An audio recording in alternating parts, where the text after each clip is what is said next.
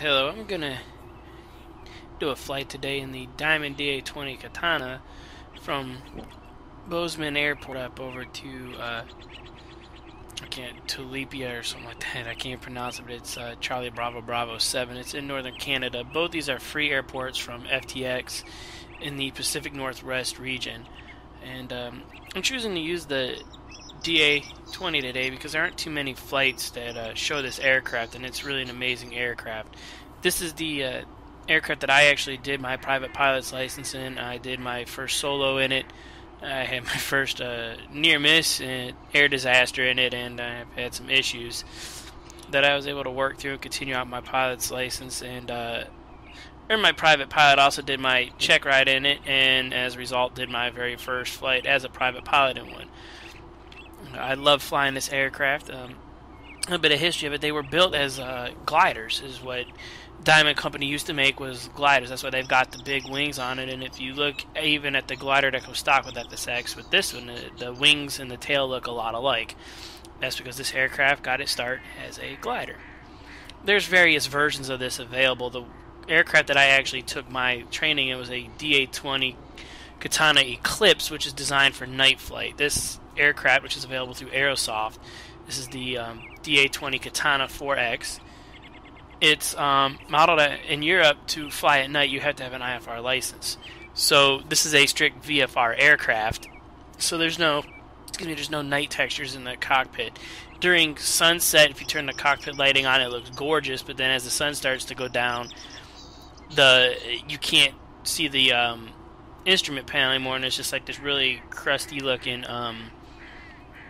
light texture to it. And I even contacted Aerosoft about, like, what's up with this? Why is it at, it looks great at sunset, then at night it looks like crap? And they told me that that's the reason why. And then that's when I realized that I did fly the Eclipse version, which is all it is IFR certified and night certified aircraft. Alright, so I've just pulled the aircraft out of the virtually pulled it out of the hangar here, and I've got it tied down for us. If you pull it out, you're not going to obviously attach it to the cinder blocks, but I've got that showing just because I'm going to go over some of the features of this aircraft. And as you can see, they do model the tie downs. There's a control panel, which I'm pulling up now. This control panel allows you to access everything about this aircraft, from your pre-flight to your maintenance. There's an instructor panel, which I have not delved into yet. And then there's some settings in here that you can go through and change the aircraft. You could do simple, where every flight's new. There's no wear and tear damage that occurs. Different ways of controlling your mouse levers. Okay. Now this aircraft is very realistic. So there's different features to allow you to control the different aircraft features in here, like the comms and the flap levers. FSU IPC is very, if you have the registered version, it'll come in handy for you to set up stuff, because you can even control the flaps with the F9 key. You have to click it or use FSU IPC. As you can see here, they have it available. There's different sound effects that we could turn on and off. It'll save frame rates for you. The engine will vibrate the aircraft. You could turn that off. That'll help, again, it'll save some frame rates. Same thing with these lightings here. Okay, I'm going to turn all these on just to see what they look like here. The different modes, realistic. This is just like this came out long before the A2A Cessna did, and this actually has a little bit more things involved in it than the A2A does. Like, this actually has dirt that could acquire on the windshield and in the cabin, and if you leave the door open and you're in a buggy area, bugs will get in there and you got to squish them, and you got to clean the aircraft to get all the dead bugs out. You could also do an initiation mode. You could always have it so it's in a parked status after loading. It doesn't matter if you're in the air or on the ground, it'll be in this parked, or you could do a cold and dark state, or just have it figure it out on its own. If you have any issues, you could just do the reload and it resets the aircraft. So that's just some of the settings. This is our maintenance hangar over here. You could change different equipment on here. You could remove the GPS and it just puts an ugly block in there. Now this aircraft will not link to the GPS. You can't nav sync it with it and follow it that way. You can follow VORs in here, Again, there's no autopilot in this aircraft, it's strictly VFR. You could also use the Reality XP GPS with it. You could download FS Map and use, and you could also set no GPS installed, which would override the installed GPS. And then you could also do this user defined area if you want to add your own gauges. And then down here you could add the wheel fairings. Now, because I'm going to be flying to a gravel airstrip, I'm going to leave the wheel fairings off just because they don't handle very well on the ground. And here's the workshop. You would do your inspection, and then if it was yellow, it shows that this might need some work. If it's red, you need to replace it. The yellow is just to do maintenance on it. The full circle replaces it. And you've got the service area too. This is just like simple things like recharging the battery, changing the oil, changing your oil filter. You could add an inlet baffle to it. Your brake pads, tire pressure, tank cover, all that stuff will wear down, and you could discover all this by doing an inspection and by doing your pre-flight walk around. If you do, like say if the oil, I put the wrong one in here, I put SA40 in when it was 80 degrees out. My engine ran extremely hot, and I was just like, whatever. Thinking that, you know, this is Flight Simulator, nothing's going to happen to it. Well, my engine quit working. I had to do an emergency landing. The propeller was windmilling. While it was windmilling, I clipped the top of a tree. It actually broke the tip of the propeller off and damaged the engine. I landed safely on the ground, but I had to replace the engine, and I had to replace my propeller on there, and then I had to change the oil out because I had the wrong oil in it. So when we get into the aircraft, if you look at the hobs and the tack time is only a couple hours, and the engine or the airframe itself has almost over 30 on it, and that's why, because I had to replace the engine after 28 hours because I crashed into a tree. In the pre-flight down here, you've got the ground equipment. This is how you would add and remove your wheel chocks, the pitot cover, the tie downs, and you could even click over here and remove the fuel cap. You could take off the oil. You could remove the cowling. You could add a tool wrench, bucket for cleaning, or the oil pan to simulate that you're working on it. And you could even open and close the canopy right here. So I'm going to remove the pitot cover, and I'm going to take off most of our tie downs, and I'm going to leave the front wheel chalked for now. If you forget to remove these wheel chocks, you get in the airplane, you start it, you go to move, the aircraft will not move. It'll keep applying the parking brake. And then you got to shut down the aircraft to access this panel to remove it. It's the only way to do it.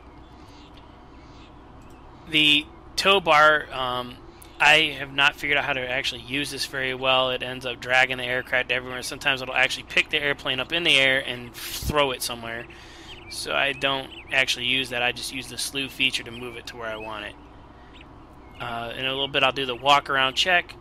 These trim tabs are kind of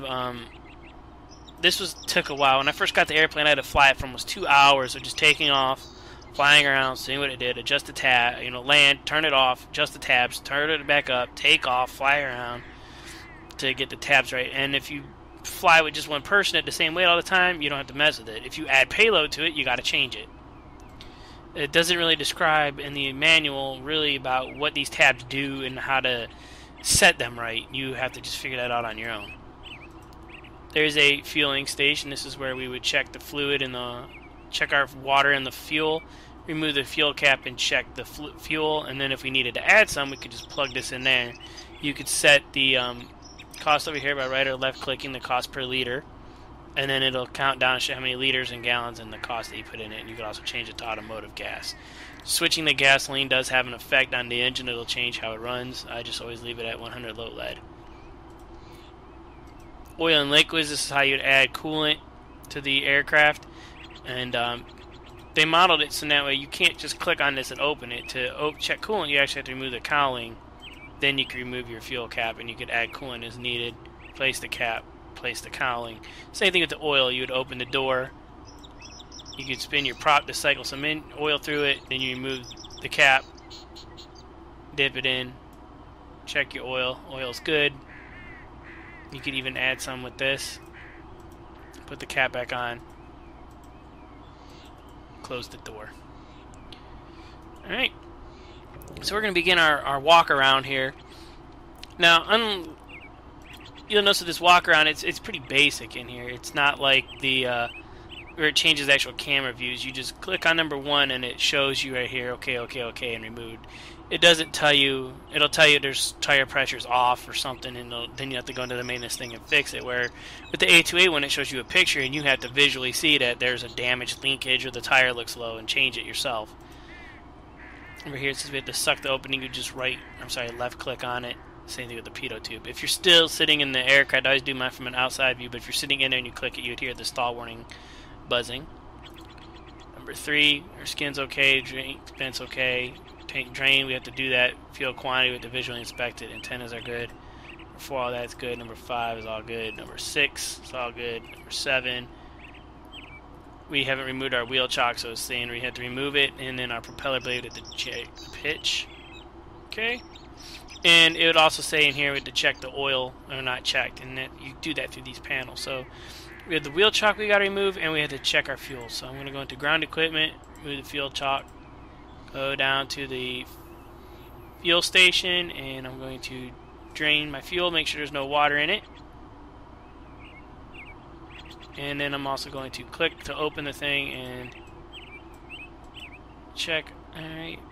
I'm going to add a little fuel to this just because I don't know. So you push it in there.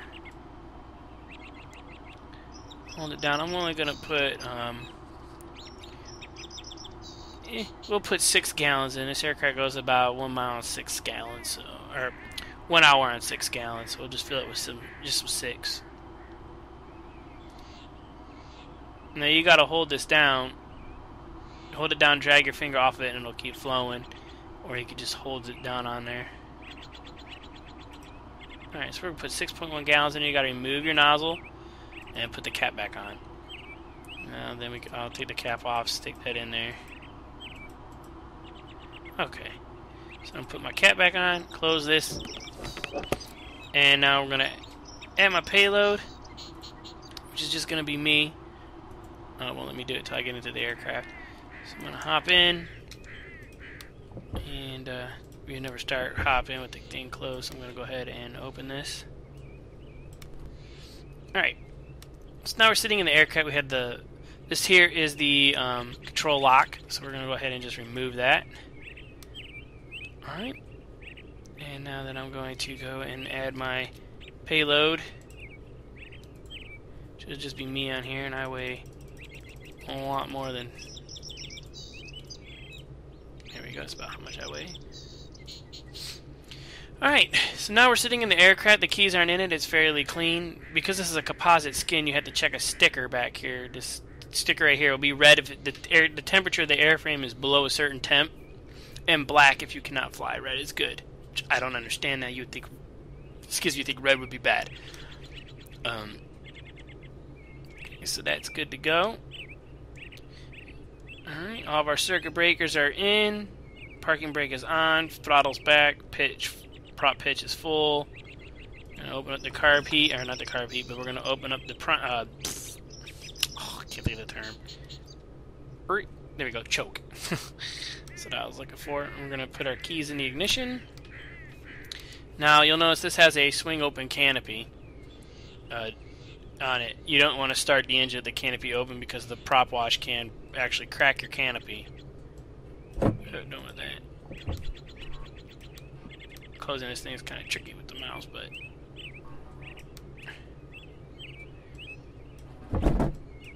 make sure that our canopy is closed. We could open the window. And just like with the A2A thing, if you open the windows, this is going to actually add a little bit of sound to the aircraft. I don't need this anymore. Alright. Now we're going to go ahead and begin our startup checklist here. So it is ignition, battery on, position lights on, clear the prop, there's nobody around, choke is on, carb heat closed, cabin heat off, flaps up, fuel pump on, give it a little bit of fuel till the fuel light shuts off, turn our key to start. Alright, make sure we got oil pressure. Okay, all is good there. Alright, we're going to go ahead and turn on our generator switch. Turn our fuel pump off. Master avionics is on. Now I'm going to go ahead and program our flight in here, so we're going to go direct to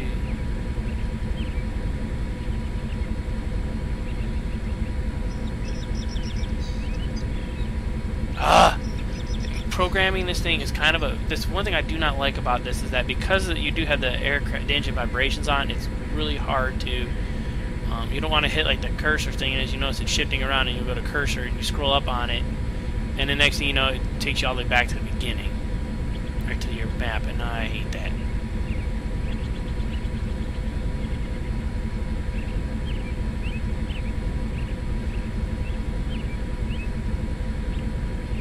Alright, Pella, that's where we're going. We're going to Pella, British Columbia, Charlie Bravo Bravo 7, enter. This is basically all this is the GPS from Thingamabobber in there. I can't think of it. Just the default GPS with a different look to it. We're going to go ahead and turn terrain on. We do have some mountains we have to fly around, and I'm going to go ahead and get our weather.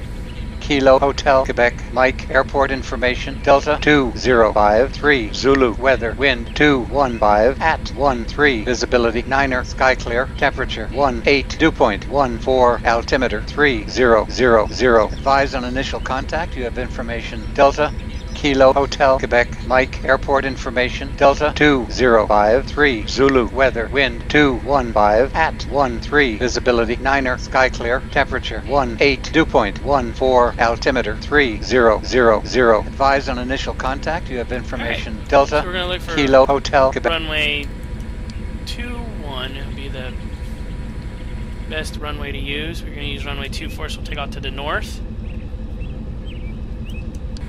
Alright.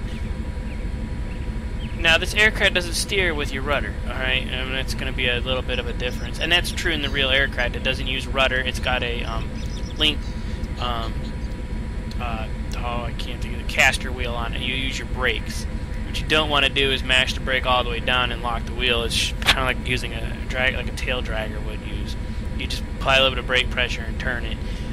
If you need to make a tight turn, you can't pivot, but you got to push the throttle almost all the way forward to give you enough push to get around the turn.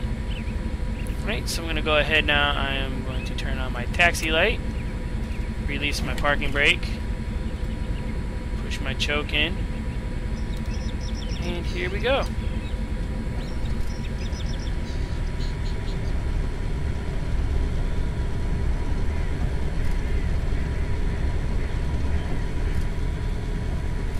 See, it's tricky when you first start off to get around that turn without, you don't want to start going too fast.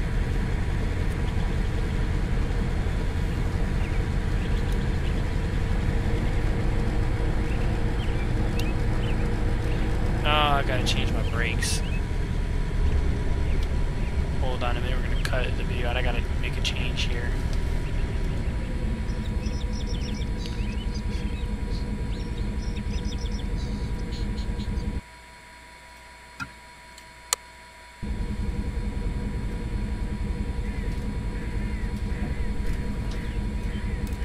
Okay. Sorry about that. I had, this is the only aircraft right now that I have that's actually controlled by FSU IPC, and I didn't disable the controls for FSX, which was confusing the aircraft. Alright, so we got...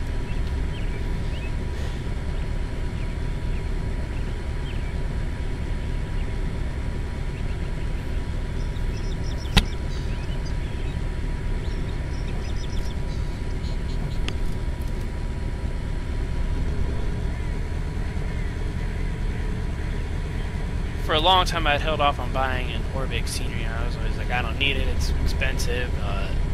You know, it's a little much. I didn't like that they advertise their free products, but you can't use them unless you own that thing. And I was like, oh, that's stupid.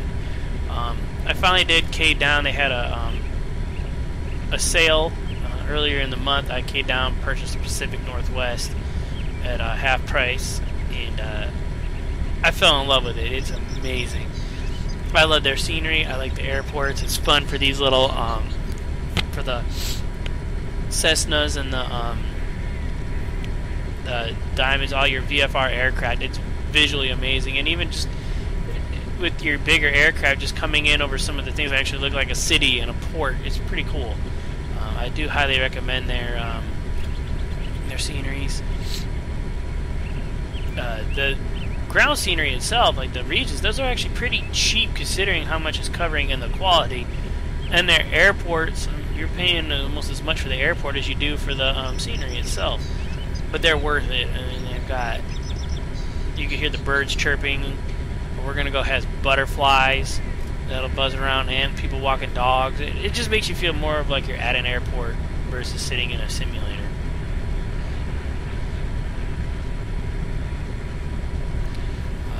Another little interesting fact about the Diamond aircraft here that we're flying, the United States Air Force uses these for the F-16 pilots in their initial training when they first start off in their flight school. You can't really tell in here in the simulator, but the seats are actually reclined in a couple of like 16 degrees. Ignore that pause. That's my weather updating and sending over my network. For some reason it does that every now and then. It'll just pause while it gathers the information. You can usually tell when there's going to be a huge weather change because it pauses for a while. But anyway, back to what I was saying. The United States Air Force uses these. They got the stick, and you've got the handle throttle, the lever throttle instead of like a push knob like this. The seats are reclined. You have the bubble canopy, so it helps get them into that feel of being in a fighter jet. That was one thing I even noticed doing my flight training and then going into a Cessna. I mean, going from the DA20 is like going from a two-seat sports car into a Honda Civic. This aircraft, it doesn't have like it has pitch control. You don't have your mixture or anything like that. You do have to worry about carb heat. You have a choke. Great. Here we're lining up at the end of the runway now. I'm gonna go ahead and just take the runway and then get ready for takeoff. I'll do my run up on the road. Well, I'll do my run up right here. Go ahead and stop. And now that I'm going to put on my parking brake, we're going to run the engine up to 2,000 RPM.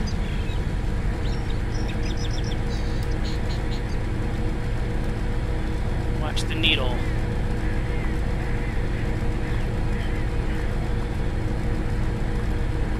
Alright. Did good there. We only had that one drop, 100% drop. Like we should have a little bit. Not too much of a difference between the two, so we're good. Need my takeoff flaps, so we're going to drop the flaps down and turn on the landing light and the strobe lights. We're taking the thing, turn on the flaps for takeoff, release parking brake. Here we go.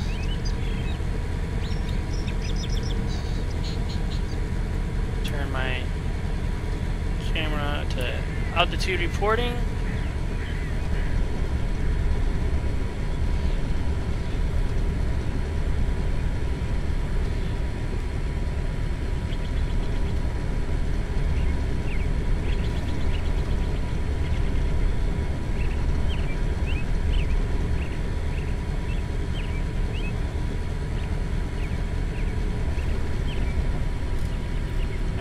One thing you do have to watch in this aircraft that models very well is your gyro drift.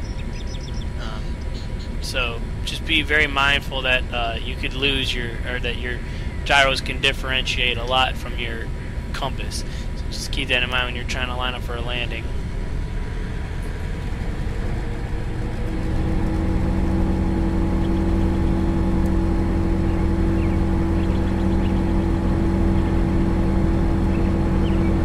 You see the aircraft wanted to roll right there because I'm the only one in this aircraft, so I'm 150 pounds on the center, and it wanted to roll.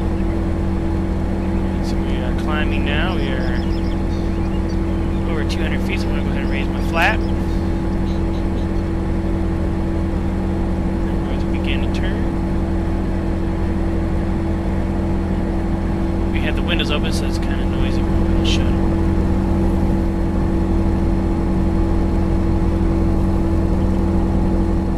Okay.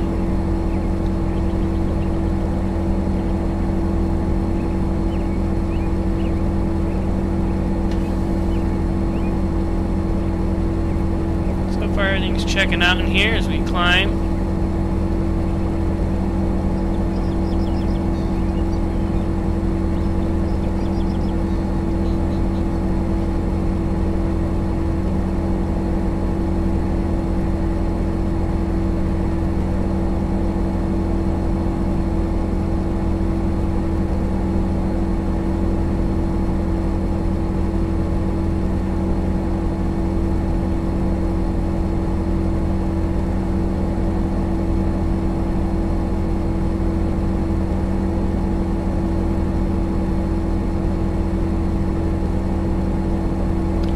The slower you fly, you're gonna get this tendency for it to roll a lot more, depending on which side your weight's on. And as we speed, once we reach our cruise altitude and we level out, that's gonna change.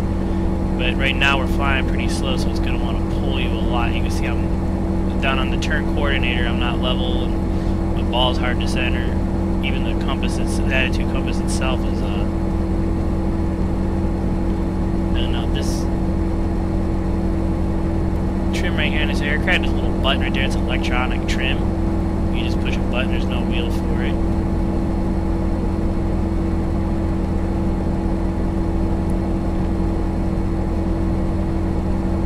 Again, because this is a low wing aircraft, you got these long light wings on here, you get a lot of bounce in this airplane, a lot of turbulence affects it. I'm going to decrease my angle here and kind of bring myself down a little.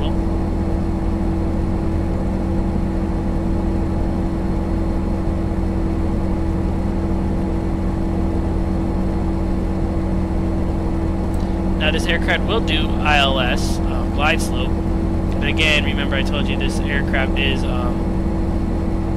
it's not permitted for use in VFR or IFR.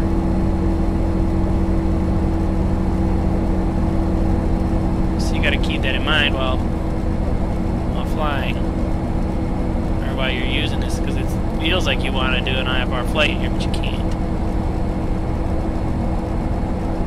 Very turbulent out here today. We're going to cruise out up to about 5,000 feet.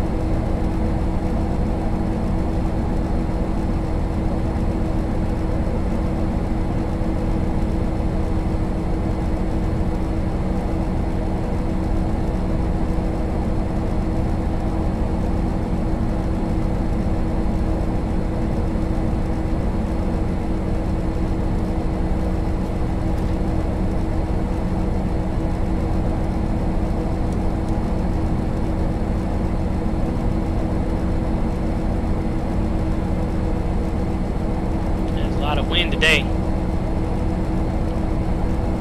Pretty bumpy up here.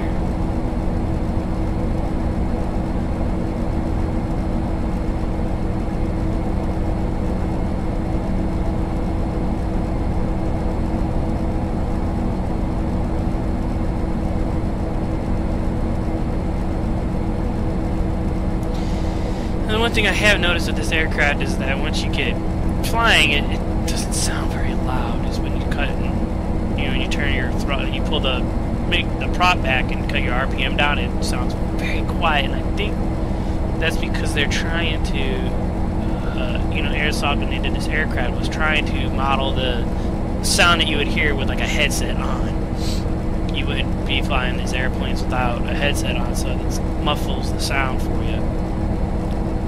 At least that's my explanation of it. I could be wrong.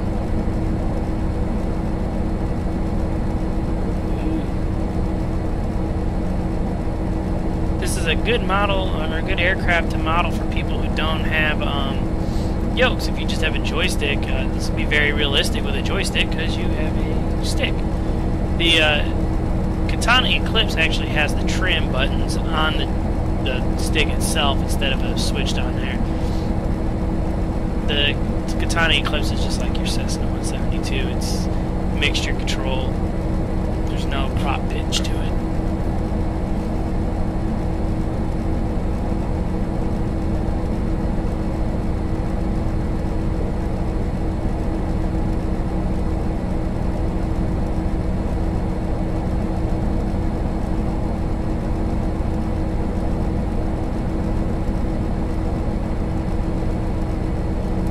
About 2 hours to get there. We're gonna have to be careful. They might take a little bit longer than that because we do have to go around some mountains. We can't really fly over a lot of them. We're going to try and fly over as many as we can without deviating too far off course, but we'll have to do what we have to do to get around it.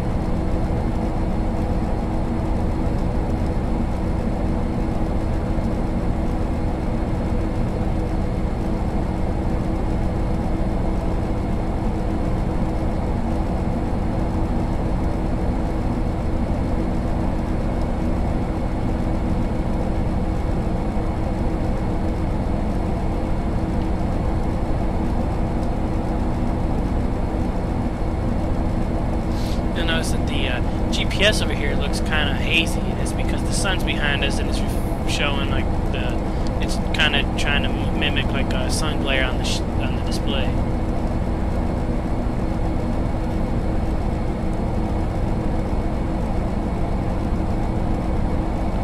Okay, we can turn our taxi and landing lights off.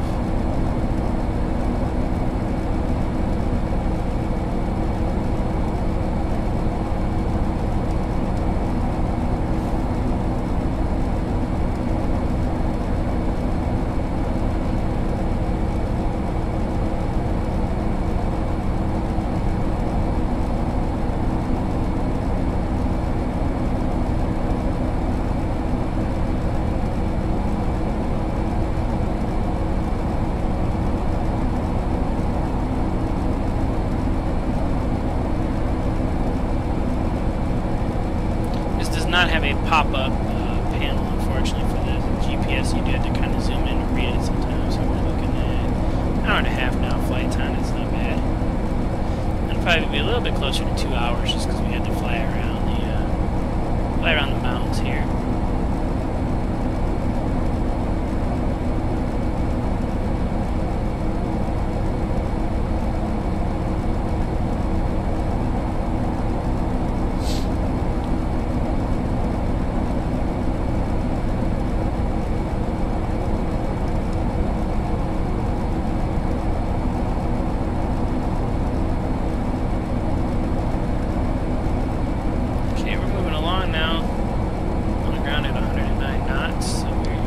Tailwind pushing us here.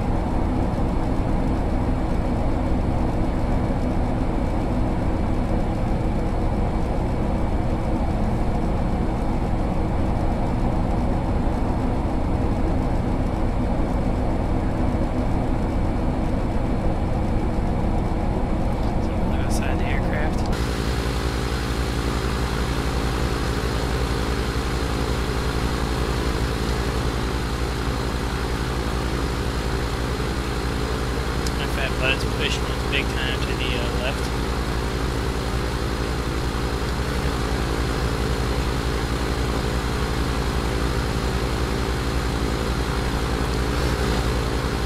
It's a very beautiful airplane, very sleek. This is an all-composite aircraft. You could actually push down on the tail and lift it up off the front wheel and turn it. You can't do that with a Cessna. Freak out mechanics. Look here at the scenery down below. Cities, fields, excellent 3D trees. mountains. The mountains are gorgeous once we get into them.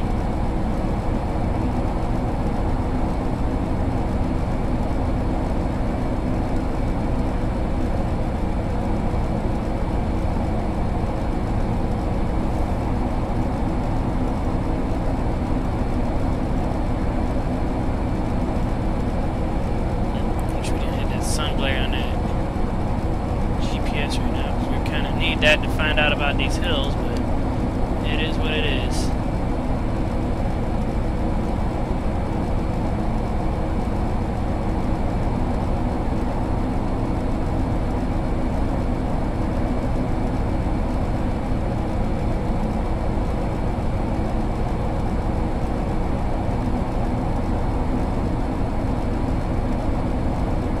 I'm gonna go ahead and just speed it up a touch for a few minutes here. Flying this aircraft is a handful in 4X because everything gets exaggerated in it. I feel like you're doing steady and level, you hit 4X, all of a sudden you shoot up into the air. Because that, 20 feet per minute turns into 60 feet a minute, you start noticing that a little bit more.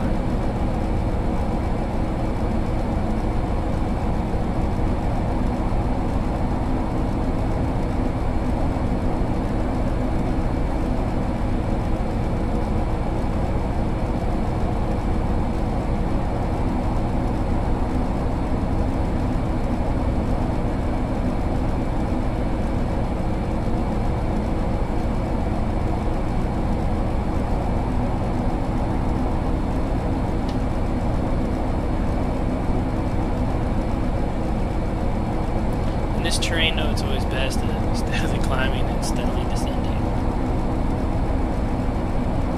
And get tricky. Real tricky. Especially once you start getting into these clouds. Now, in real flying, VFR means you gotta remain clear of clouds, so you can't be flying through these. In the wonderful world of simulation, and with added sky, just as long as you're at cloud level, you'll start getting the haze as if you are in a cloud, kind of. We want to stay below that. So we're good right about here. This actually looks like a pretty decent height. Everything isn't appearing in our window. Just look at how well they modeled these mountains. They're a lot more jagged and mountainous looking than what you saw in the default. Pine trees on there, then there's earth, the pine trees are missing, and you got rock exposed. I haven't even seen this terrain when you get into the out into the different seasons like winter and winter and fall. That fall looks amazing with the trees changing color. Winter probably just looks cold, dreary.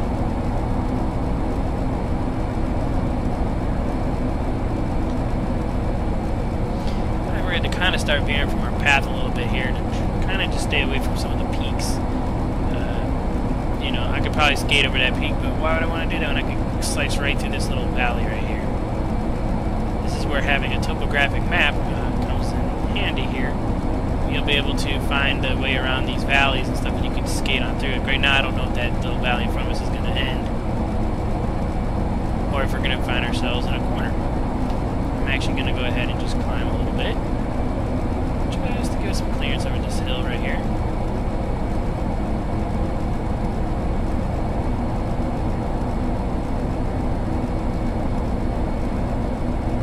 Something with mountain flying, you have to know the terrain around you, because right now it's like, oh, I can fly right over this, I'm fine at this altitude. Well, up ahead, you might not be. Also, you got wind patterns through these canyons that can push you into the mountain or lift you up over. As wind goes over on the leeward side of the mountain, the wind's going to go hit the mountain and go up, and it'll push you up over. But once you get over that crest, the what goes up must come down, and it's not going to push you down. So I'm just going to kind of chug along in this little terrain right here. My way on out. My GPS is kind of useless right now because of the sun glare on it. I really don't want to go too high because this aircraft, we can only go so high in it before we got to get oxygen on board. and you lose. You don't really lose engine performance, but we're just gonna go ahead and take a scenic tour here. I'm gonna climb just a little bit, though. I think maybe 7,000 feet ought to be good.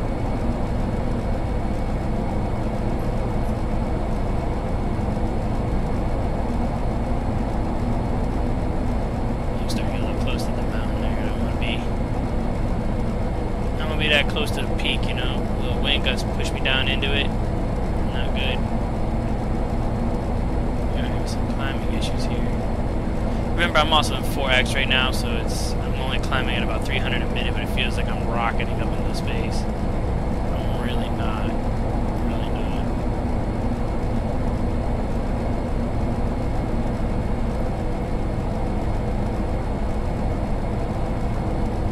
This canyon really doesn't seem to be the one I'd like to go down. It's kind of taking me a little off my path here, but it's okay. I do know that on the other side of this, the eventually flattens out to the port, and if you look, there's some airports over there, so you can't have an airport on a mountain. So it's either in the mountain, like in a valley, or it's out of these mountains.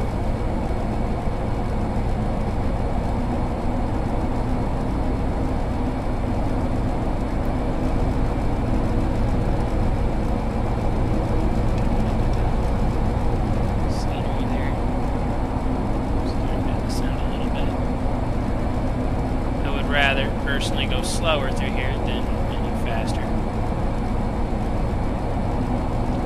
Okay, right there's like where the Puget Sound is for Seattle and Payne Field. Because this is the Cascade Mountain Range, and then you have the Olympic. So this is the Olympic, and you have the Cascade over on the other side. This is what you see in the haze out there, is the other mountains. So I think I'm right. Ah, yes, there's water right there, so that means that's going to be lowland. So we're going to have these mountains in our way. So go ahead and just start rolling back onto track. We already had to climb about 1,000 foot higher than what we started out at just to get over the hills.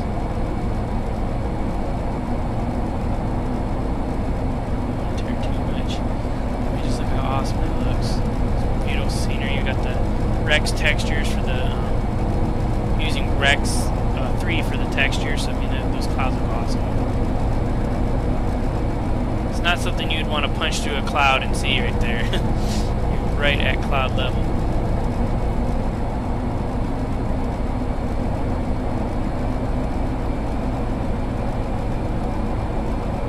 Okay, so now I'm not going to really force the aircraft to climb anymore because we're coming into. Right now we might be only a couple hundred feet from the ground, but pretty soon we're actually going to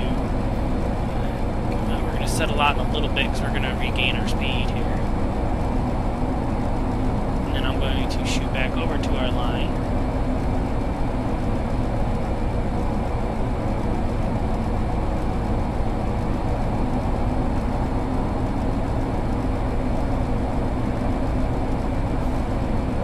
And you can tell that this scenery is very nice for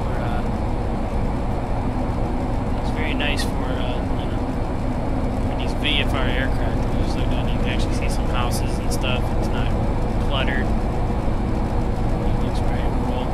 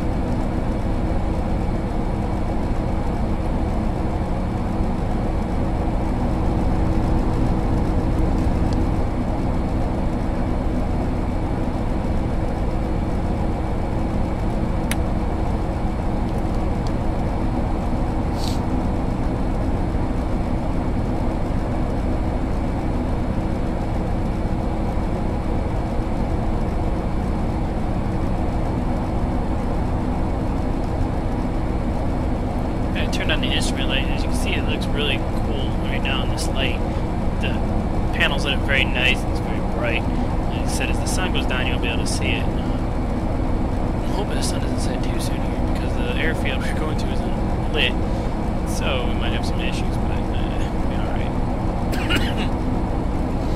Now we're about 30 minutes away if we uncompress the time right now, which the time is compressed.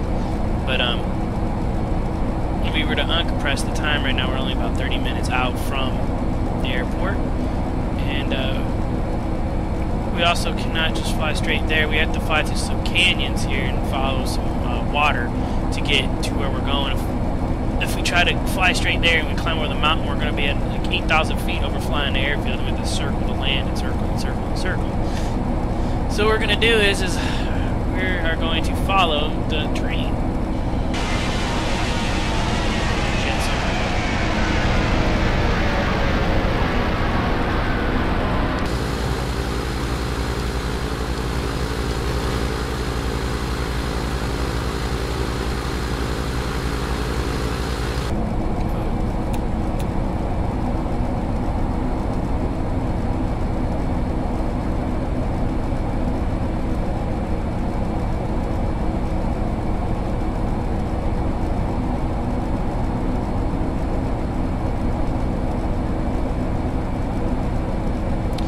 One thing I had noticed is that I do get some blurry textures, especially when flying at 4X.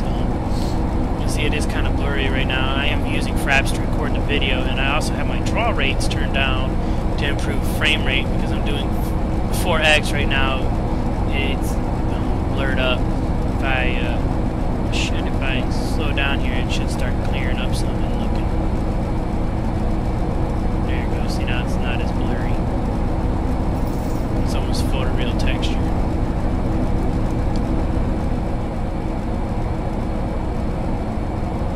At this altitude, it looks like we are hovering. Especially if you're coming out of 4X mode. We'll go back into 4X again, and once we get into the valley, I'll stop it and we can take a look at the scenery surrounding us.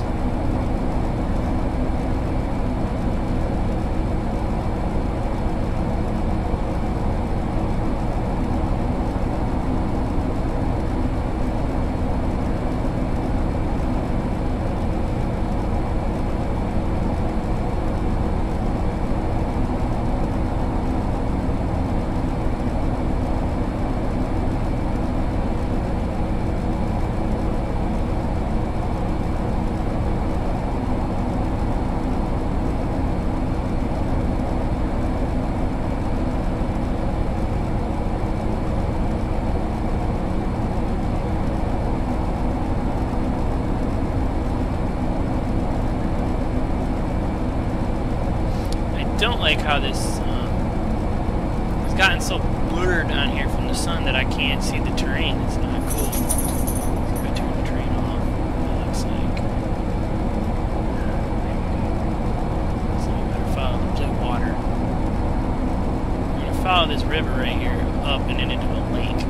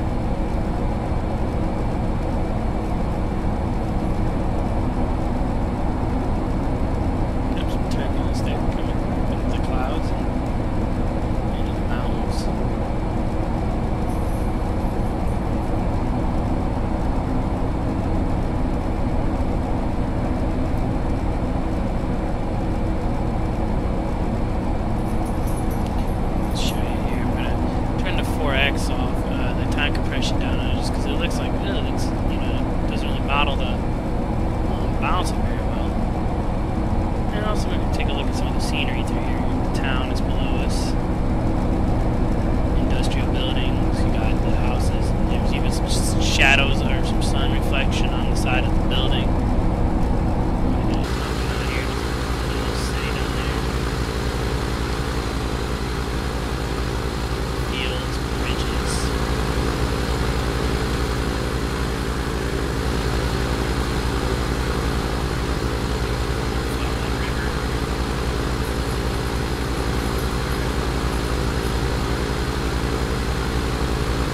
Baseball fields.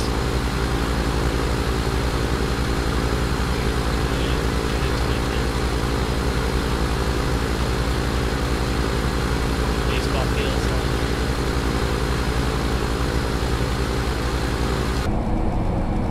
Let's go to the other scene and look out and see what's out there. It's amazing looking mountains, snow on the peaks.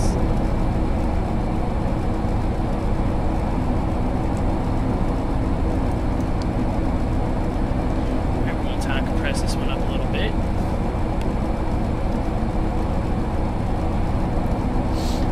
And now we're going to be following this river up here, and then we're going to go on the left side of this blue circle here. This navigational zone, or this airspace, I'm not sure what it is.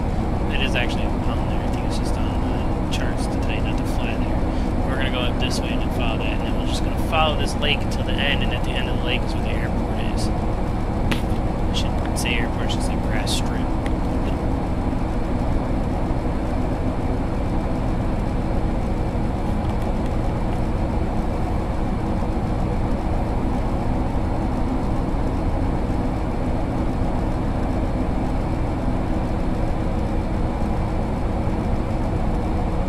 Again, this aircraft handling is pretty poor because I am in 4X, so it doesn't really pull this much when you go down to the, down into the non-time compressed feature. It's not as big of an ordeal.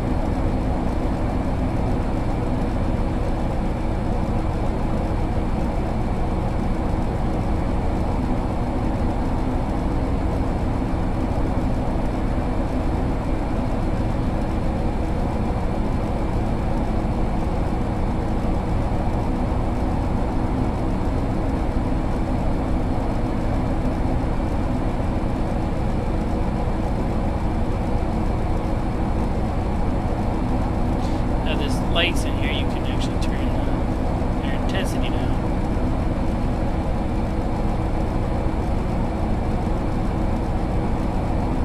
These circuit breakers do work. You can pull them and pop them up and carry them with our GPS.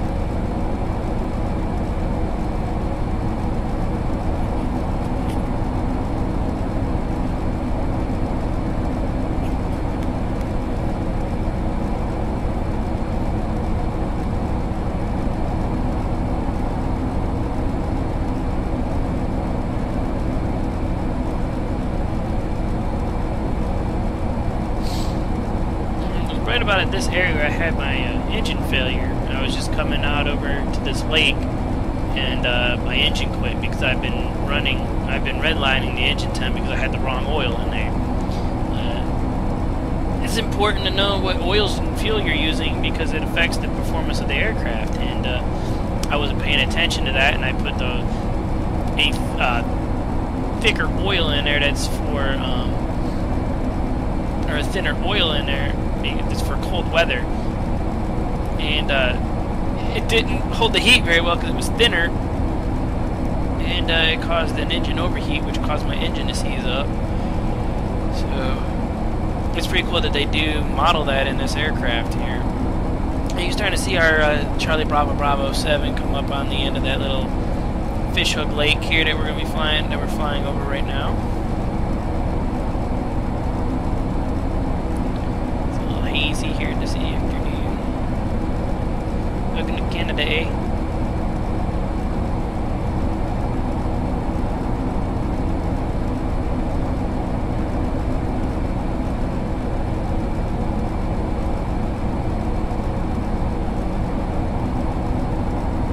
Get out over to the middle of the lake.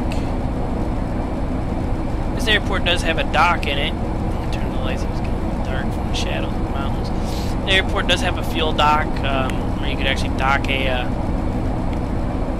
You can pull a amphibious aircraft up to it. If you use like the stock de Havilland and it has the wheels on it, you could actually drive it right up onto a ramp and out of the water and into like a maintenance hangar. I actually purchased the Coronado Cessna 172 on floats just for this airport that we're about to fly into. Descending a little bit, but that's fine. I want to come down.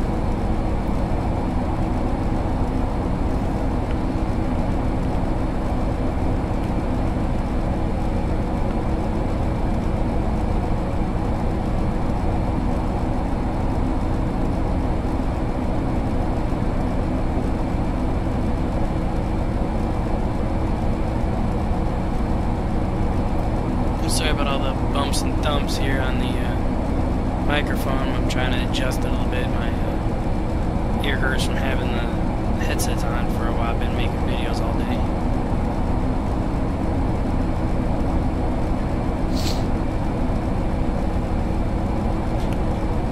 Okay, I'm going to prepare to descend. Now we gotta descend a lot. There's the end of the thing. I'm going to cut our throttle back. I'm going to take us out of time compression.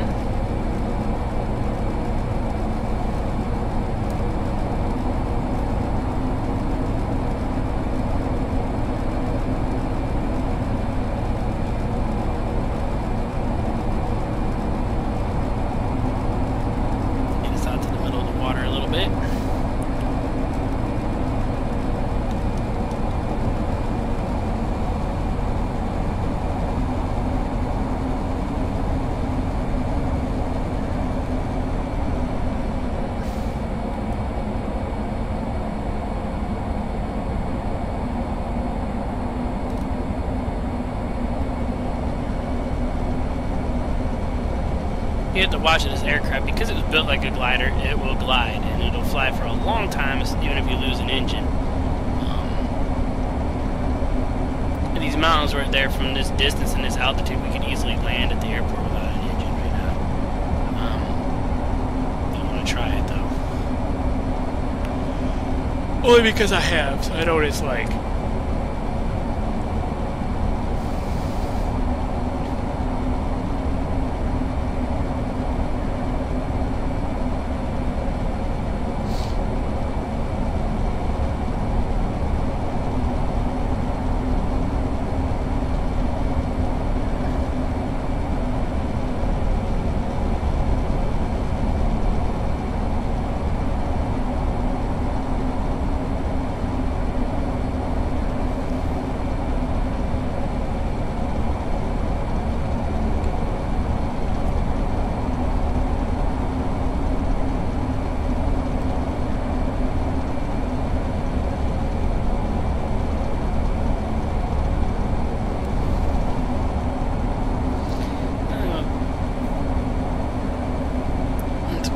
British Columbia does not have a weather reporting or anything like that to it, so to get our weather, to find our winds, we'll actually have to overfly the airfield, and it's a gravel strip.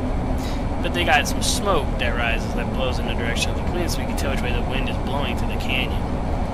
There's no flag to watch, just look for the smoke coming out of any of the cabins that they're out of.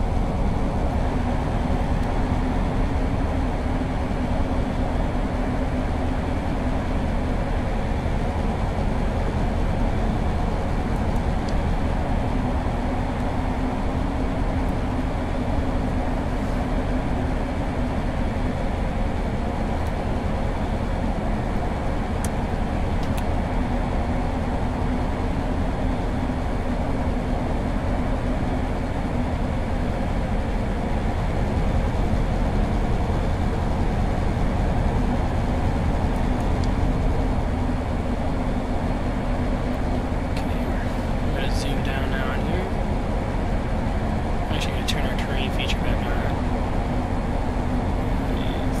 We got these two right. Yeah, that's what it was. Our contrast is too high. There we go. Alright, look at that.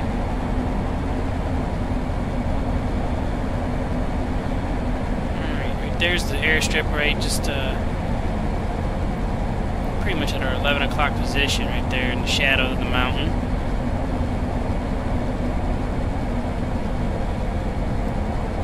We're still a little high and a little fast. I'm going to start trimming to slow down, cut the throttle back.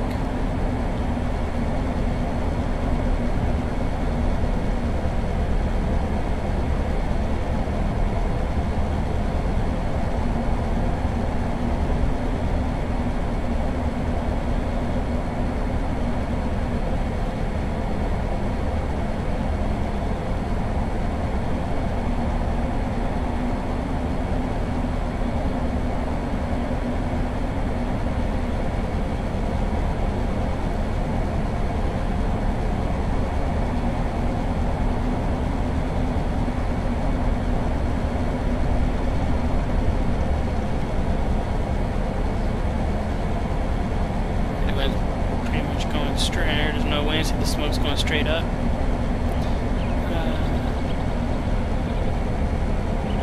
Starting to get some pretty crappy frame rates here trying to draw this airport in the mountains with fraps running.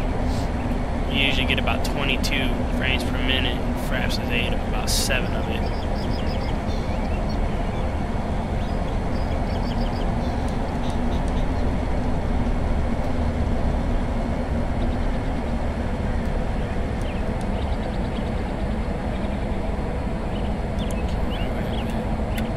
Flaps in.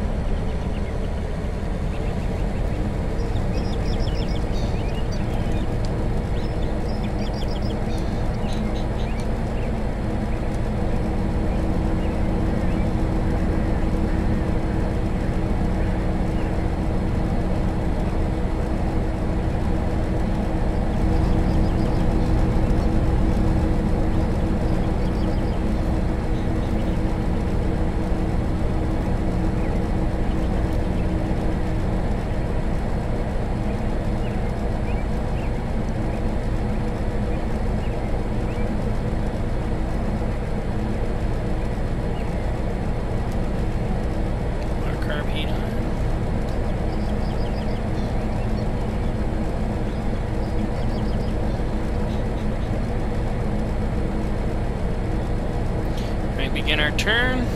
God, it's 90 degrees out here. It's only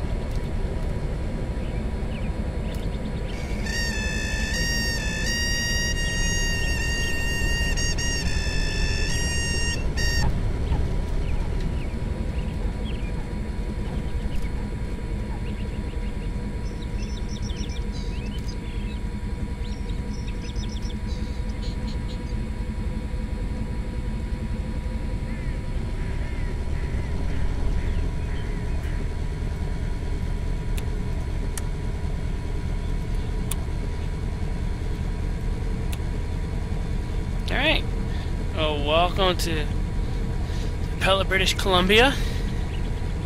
You're just going to kind of roll over this dirt very carefully here. You don't want to strike a propeller. And I'm going to prepare for our shutdown by turning off our electronics here.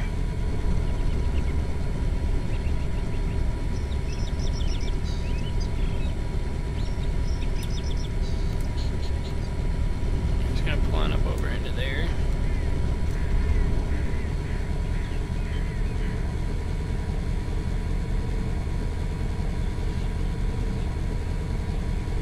Shut our panel lights off.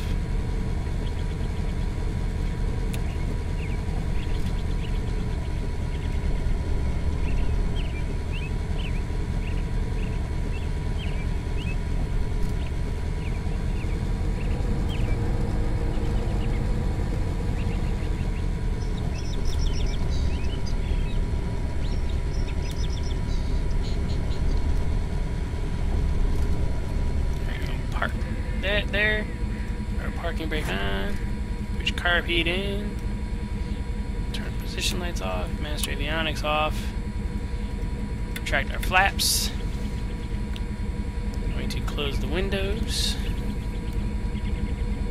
It's 90 degrees outside, so I don't really want to be in here longer than I need to, and we're going to go ahead and shut that off. Clean the keys, put our book back up on the dash.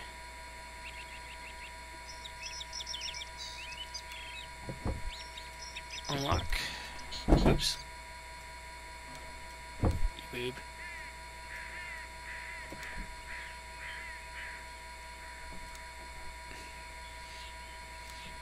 Okay, attach those. Shut our batteries off. How about the airplane? And now I'm going to go ahead and put our ground equipment on. And I'm going to close the roof. Or the canopy. And I'm going to attach all my ground equipment now.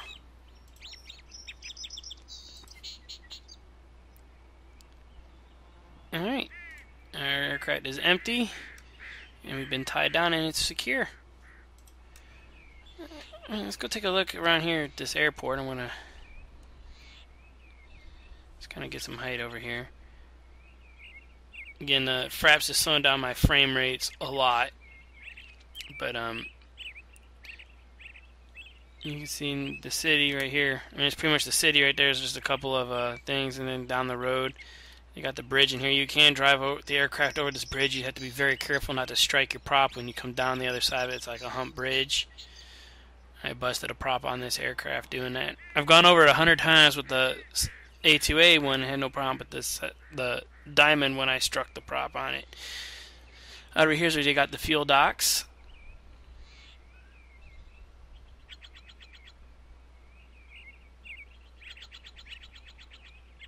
I got a hangar here, an eatery there. There's some smoke rising.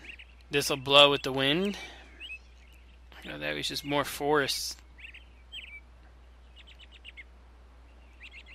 Beautiful sun, hot sun coming down below the trees there. Well, thank you for coming along on the flight. Hope you enjoyed it, and hope you become more aware of this Diamond aircraft. It's an amazing aircraft, very fun to fly. It's excellent for training. You can do spins in this aircraft in Flight Simulator and slips, just like the A2A. It's pretty cool.